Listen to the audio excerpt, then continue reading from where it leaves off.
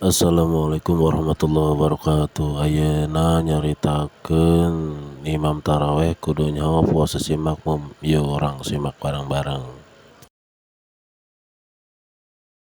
Allahumma sholli ala Sayyidina Muhammad wa ala ali Sayyidina Muhammad kama shallaita ala. Aya jelema laporan ka Kangjeng Nabi.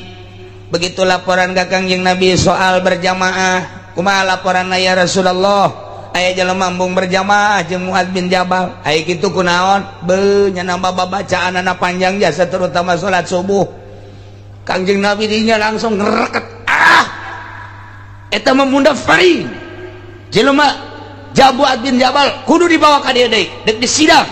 Lain hayu kena berjamaah jelema. Endahan teu berjamaah kudu nyaho salat mah ulah panjang-panjang lamun berjamaah jeung nu asing lantaran di tukang ngentepan aya aki-aki, aya al-kabir, aya ad-dhaif, aya al-hajah. Jelema teh aya nu kolot, jelema teh kapan dica tukang ngentea aya kitu nu boga kabutuh. Wah, ieu berjamaah salah ieu Muad bin Jabal. Panggil ku Kangjeng Nabi. Mun berjamaah deuleuan heula cek Kangjeng Nabi. Deuleuan aya tamu teu eueuh. Lamun kira-kira aya tamu ngora apa kolot. Ternyata ieu mah kolot teu beukieun kana salat. Cepetkan salat. Ieu ternyata aya tamu asing can pati beukieun kana salat mah. Cepetkan salatna. Namun kitu mah tamuna bangsa geus beukieun kana salat. Silakeun ka salat-salat. Tah Kangjeng Nabi satu saat pernah ngomong salat sing cepet ka Muad bin Jabal berjamaah.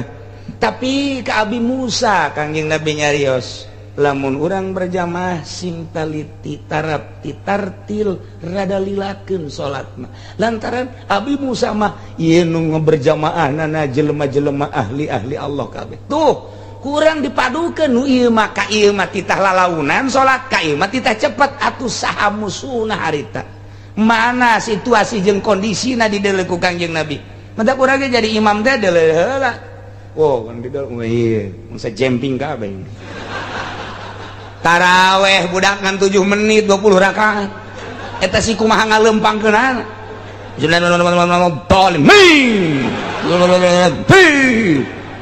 beres batur kakara ka masjidnya geus ngaroko mah taraweh geus saya geus beres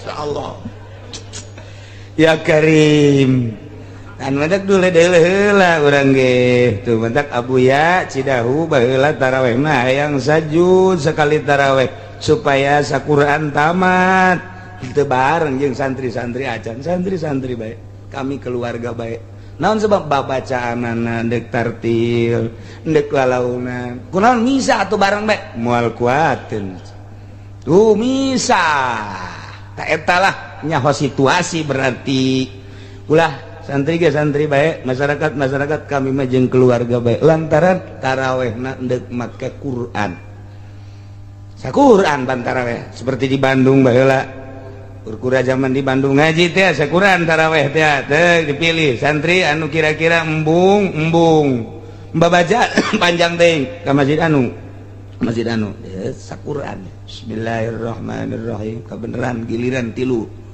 nu 2 matalar Quran nu hiji teh hijin teh jadi make Quran di hareup kitu tah aya parantina majlisna menang 8 rakaat pareum listrikna pareum dioper kunyana Allahakumut takatsur hatta zurtum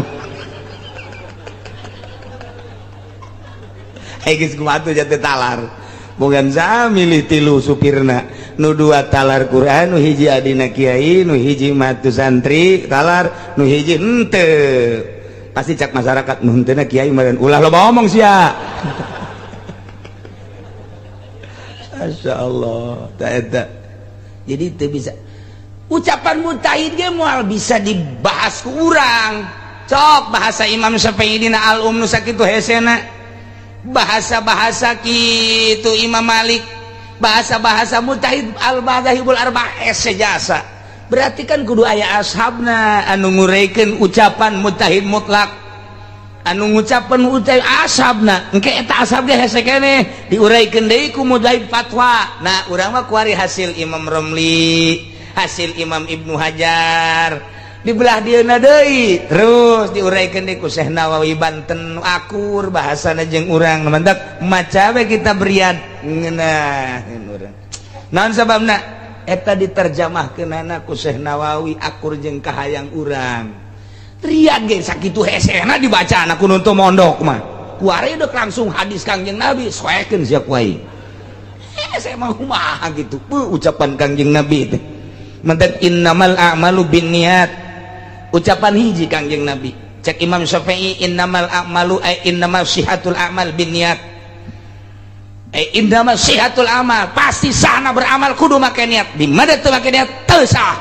Tapi Imam Maliki mah kumaha? Tafsiranna lain innamal sihatul amal atuh innamal kamalul amal binniyat. Sampurnana amal kudu make niat. Teu niat ge jadi ngan teu sampurna. Coba eta.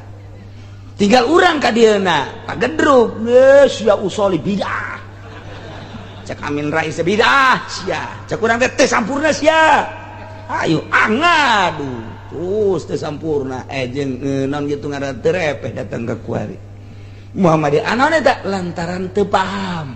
Teu paham ucapan Kangjeng Nabi tapi lamun paham mah sia kunaon atuh teu make niat. Aing mah berpahamna mazhab Maliki aing mah jeung Hanafi. Oh mangga aing mah Syafi'i, atuh Syafi'i mana sia? Urang pondok. Dah eta. Coba ayo la sholata li jaril masjid illa fil masjid cak Kangjeng Nabi. La sholata fi jaril masjid illa fil majlis. Teu aya salat pikeun anu deukeut ka masjid datang ka masjid kecuali kudu di masjid. Di tafsiran la sholata ay la sholata sahihatun. Di tafsiran deui ku ulama la sholata ay la sholata kamilatun. Di tafsiran datang ka ayat 7 tafsir. Bahasa Kangjeng Nabi na eta keneh la sholata li jaril masjid illa fil majlis. Teu sah salatna bagi nu tatangga jeung masjid mun salatna teu di masjid. Lamun make la sholata sholihatun nu deukeut ka masjid teu salatna teu sah kabeh. Tafsiran deui la sholata kamilatun. Teu sampurna salatna bagi jelema nu deukeut ka masjid mun salatna teu di masjid sah mah sah ngan teu sampurna. Terus si tafsiran diperpanjang mujtahid bagianana tinggal urang deuk miluna ka mana. Eta ucapan Kanjeng Nabi nu sakitu hesana. Tah ucapan ai urang mah deuk milu ka mana? Kanu teu salat bae masalah ge. Cek nu teu salat teu ribut bae segala sah segala teu samaning aing cek cenah teh. Geus ulah dimasalahkeun ulah salat sia. Blon. Eta ucapan Kanjeng Nabi. Sok tafsiran-tafsiranana saha nu mampu nafsiran gitu. Dia lain sa tafsir-tafsirna nya ge ditanyakeun eta nu mantak inna masihatul amal. Naon ta Imam Syafi'i teh takdirna kitu? Ngadalil. Wah, ngadalil. Berbagai dalil dan argumentasi memperkuat bahwa innamal amal teh make sihatul amal. Usul fikih teh bagianana. Ieu nu mantak innamal amal lima sihati kamalul amal naon? Ngadalil dengan berbagai temuan-temuan hadis Kanjeng Nabi dan lain sebagainya. Dijieunlah kaidah. Masya Allah. Kuari ucapan Kanjeng Nabi diomongkeun ku jelema nu tilok pake kopiah. Asana ceulina digerak kaji ku aing. Keur carita ulah sambarangan. Quran jelaskan ku hadis Kanjeng Nabi. Hadis Kanjeng Nabi jelaskan ku ucapan mujtahid. Ucapan mujtahid jelaskan ku kiai. Geus atuh kitabna masyarakatna kiai sakitu bae geus hese-hese. Tuh kitab urang keur leumpang. Tuh. Berarti kiai teh kitabna masyarakat. Aju kuari kiaina dibere sekupi. Ya kitab kudu dibelem ya. Belum ya kitab ya. Teu beres ya sekupi ya. Ya Allah. Mandak ku Allah teu disinaran. Kitab acak-acakan geus teu kabaca ieu ku masyarakat kitab. Acak-acakan bahasana ieu kitab ieu. Cek masyarakat aing embung maca kitab eta. Kurang teu kabaca. Kurang teh loba sekupian. Ya golkaran di jerona teu kabaca ku masyarakat. Eta dijabarkeun teh kos kitu teh nurani, ruhani teu bisa dibobohong. teu bisa dibobodo kunaon tuh sia tembung ka itu teu kabaca ku aing mun dijabarkeun kan kos itu tapi urang ngan gideg dong bung jangan naon teu kahartieun ta kitabna kiai-kiai teh teu kahartieun kitabna lantaran kitab teh kudu nu jelas panu macana caang matana sinarna aya jang nyaanganana lapadna gelede akur kalimahna dibacana nikmat nyambung nu maca jeung nu dibaca begitu nu dibacana ieu nu dibaca Quran geus karari amat ieu kunaon ieu asana salah ieu kunaon kahujanan ieu Quran karendem asana ngahiji kalimah-kalimahna ieu ngahiji heuh ngageblek ieu aya naonan teh sekupi jeung sering ka pendopo meureun ieu Quran ieu kajen ku kumaha ge dibere ku atut sakali istighosah 3 juta aja teu kabaca ieu kitab tuh eta teh kan penjabaran kula mah ngajabarkeun ngan teu ngomong ruhani teh kos kitu matak teu kapake ngaji di lembur di tongtrongan datang ka peupeus tongtrong henteu datang kunaon atuh teu kabacaeun ku masyarakat teu kabacaeun ngageblek sia ieu kitabna teu kabacaan coba lamun kabaca mah iya tuh moal saha anu teu nyambung nurani mah tuh nurani mah nyambung jeung nurani deui ya tuh mentek ge ulah sama nah ieu mah keur nyaritakeun hadis sedengkeun ngaji hadis teh lamun hayang masarkeun hadis kudu tamat 7 kali mun Bukhari kudu 7 kali tamat mun Muslim kudu 7 kali tamat naon sababna lantaran bahasa hadis mah sami'tu sami'na qara'tu qara'na akhbarna akhbarona gitu akhbarona akhbaroni berarti kan ieu tata lepah hadis mas sami'tu an anu sami'na an anu qara'tu an anu qara'na an anu tuh akhbaroni anu akhbarona anu berarti meunang ti saha kuari urang meunang ti majalah hidayah idola ku urang dipidatokeun tanya eta hadis menang ti saha hidayah lumayan cak jana sajuta-jutaeun salah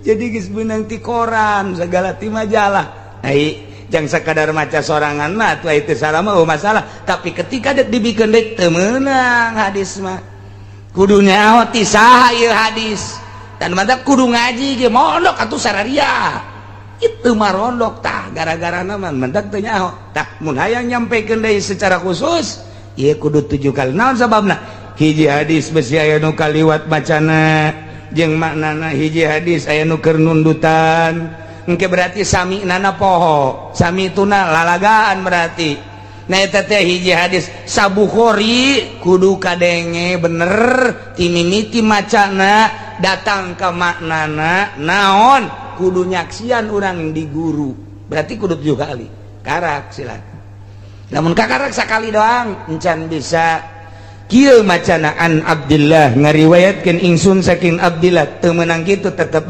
den riwayatakeun saking Abdillah tuh ngaji hadis ge aya istilah-istilah namun urang geus bisa 7 kali geus siap tempur urang teh meunang an Abdillah ngariwayatkeun ingsun saking Abdillah berarti tidinya teh kapisah urang ti saha ngariwayatkeun ingsun teh berarti geus ti guru